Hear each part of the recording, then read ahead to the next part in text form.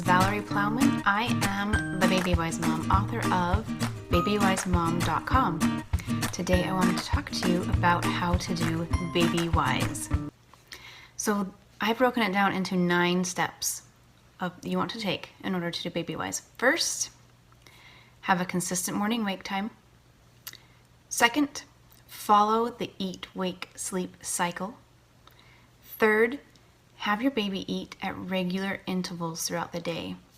Fourth, make sure your baby takes full feedings. You want baby to get a full feeding in each time you're doing those feedings. Fifth, make sure you're timing those naps correctly, so nap time is happening at the right time for your baby. Sixth, put your baby down for nap awake. You want your baby to learn to self-soothe. Seventh, have a consistent bedtime. Eighth, do a dream feed. And ninth, always remember you are the parent. Let's talk about each of these points in more depth. Okay, point number 1, have a consistent wake-up time each day. I bring this up first because it is super important and people often overlook how important it is. You want to have your wake-up time each day to be as consistent as possible. That means you decide, okay, my baby's going to get up at 7 a.m. each day. That means that when 7 a.m. hits, if your baby's still sleeping, you get baby up. That means that if it's 7:15, you get baby up. There are times baby will wake up before, so you may say, okay, I want baby to wake up at 7. Baby wakes up at 6:15 and you're wondering what to do. I have answers for that on my blog. You work through it, you get through it, you make adjustments to where you can get to baby's goal.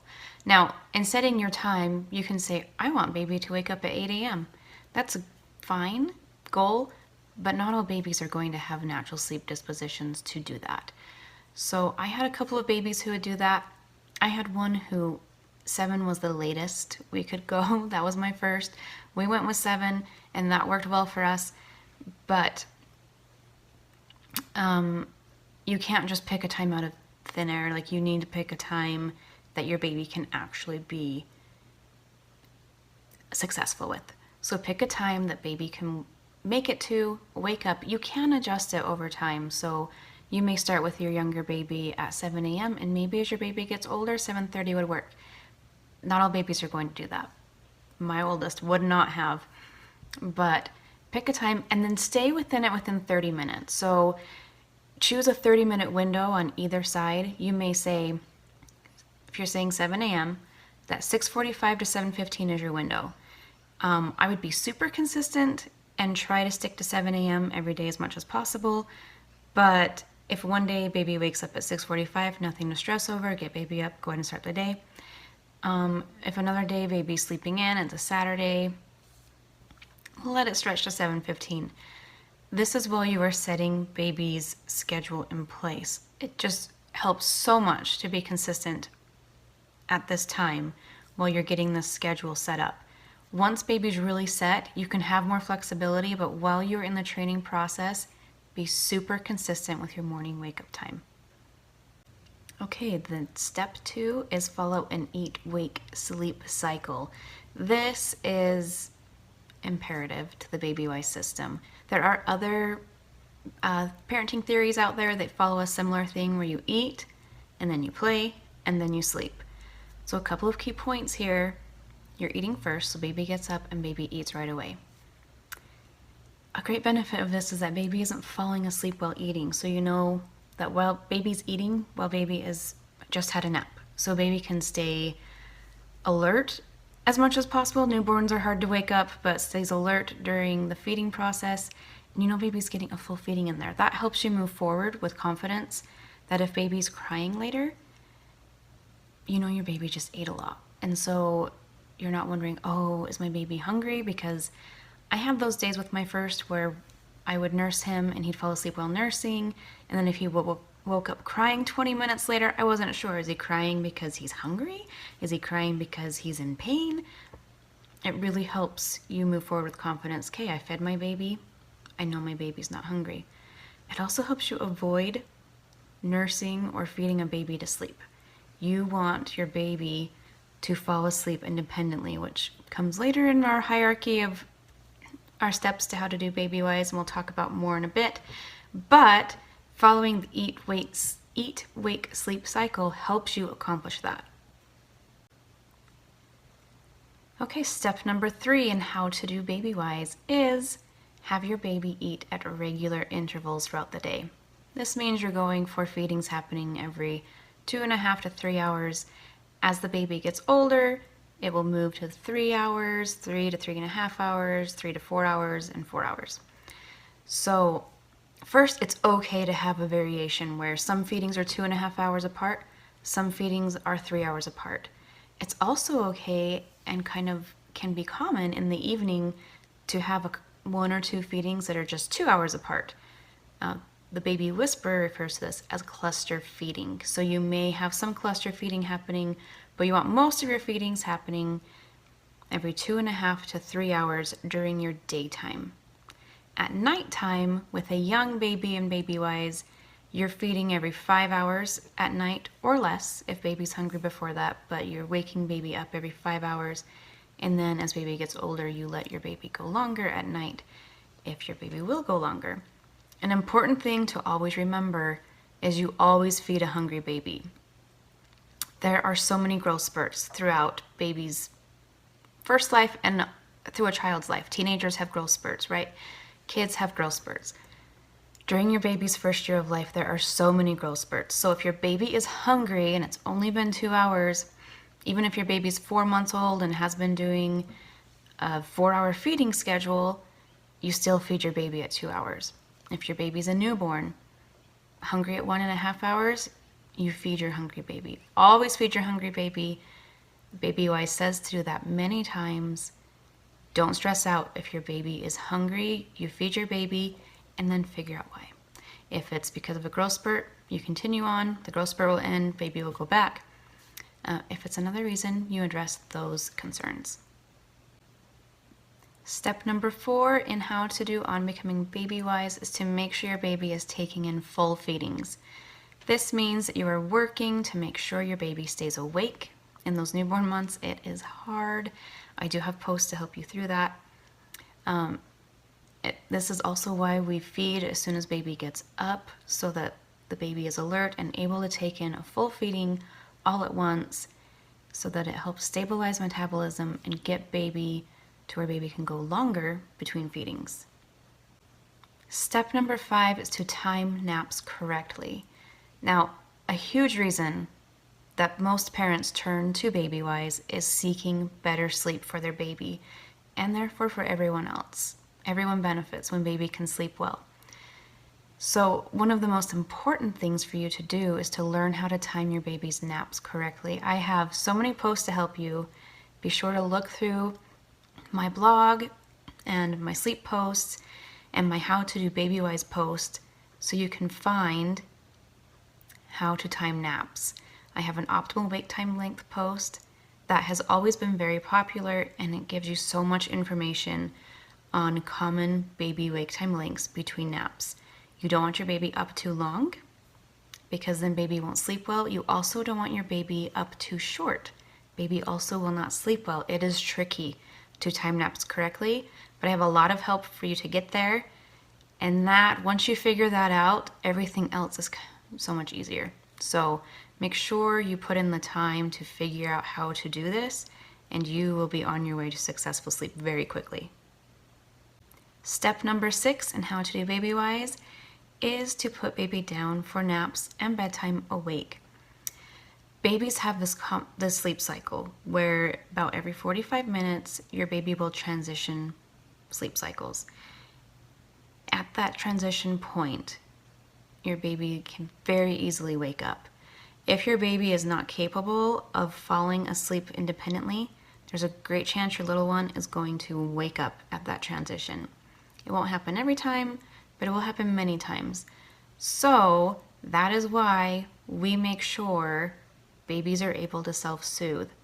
Now, On Becoming Babywise does not have a lot of here's how to sleep train. It says your baby might need to cry in order to achieve this goal, but it doesn't go beyond that.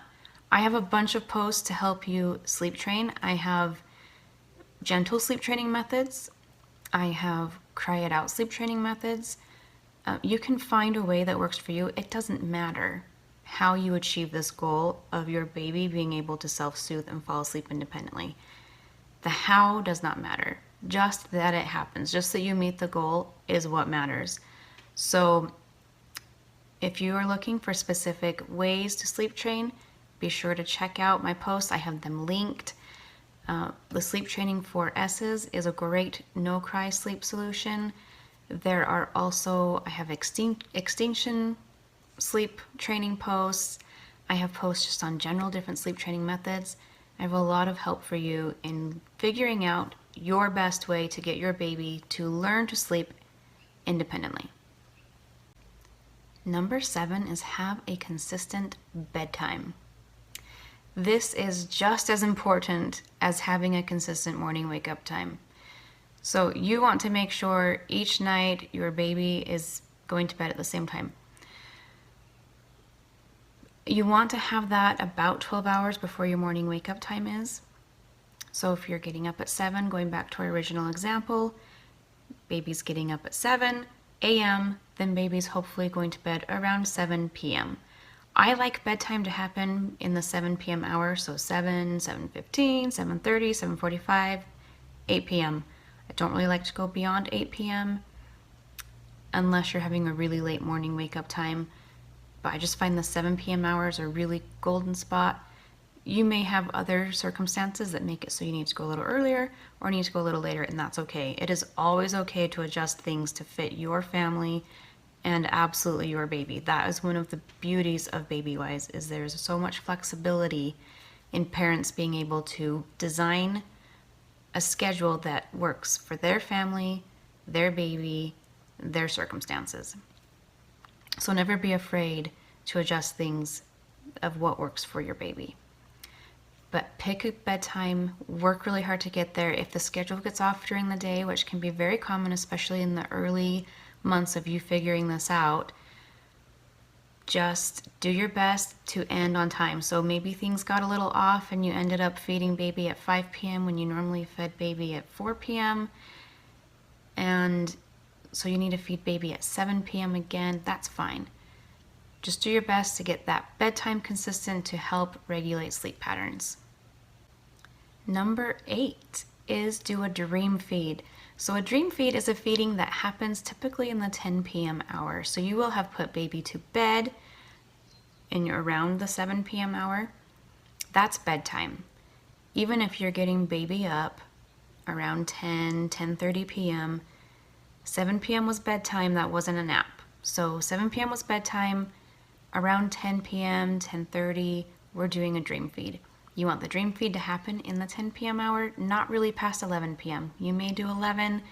If you go past 11, you're really getting into nighttime, like very nighttime. So a dream feed is super helpful because it helps you give your baby one more feeding before you go to bed for the night and helps your baby take hopefully a longer stretch of time of sleeping while you are also sleeping. So a dream feed is not imperative in order for things to fall into place eventually for baby sleeping through the night, but it is very helpful to get baby sleeping through your night. Some babies are hard to get on a dream feed. I had a couple that were just really, it took a lot of effort to get there. I thought it was worth it. I put in the effort, but it was weeks of trying to get that dream feed to really stick, to get the baby to even wake up to eat for it. Frustration, honestly, there were some nights of tears where it was just so frustrating. This isn't working. Why won't my baby take a dream feed? But I stuck through it and it worked. You may not want to stick with it, and that's fine. If you try the dream feed and it's not working and you say, I would rather go to bed at 9 p.m. and just wake up when my baby wakes up in the night, go for it.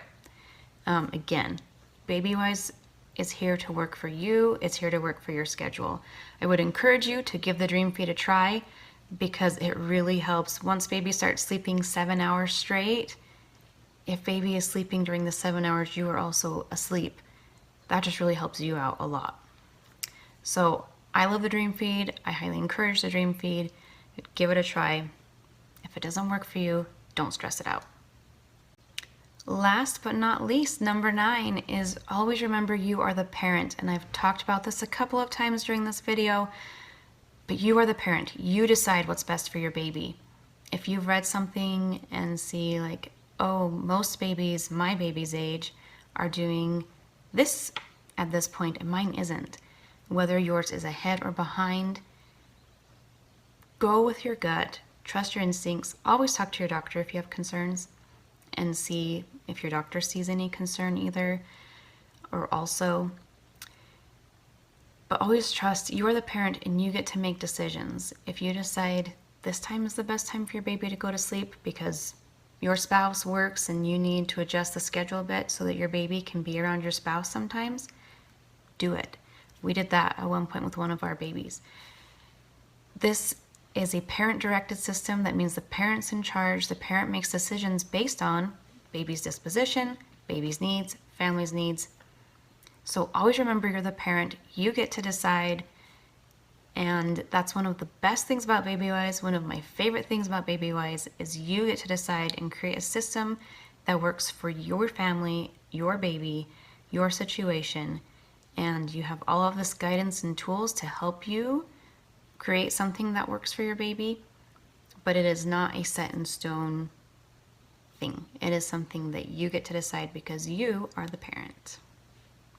Okay, those 9 steps will help you be successful with On Becoming Babywise. Babywise takes work. It is definitely work, but it is so worth it. And you put in this effort and you will be so glad and reap the rewards. Good luck to you, and please let me know if I can help you in any way on your Babywise journey.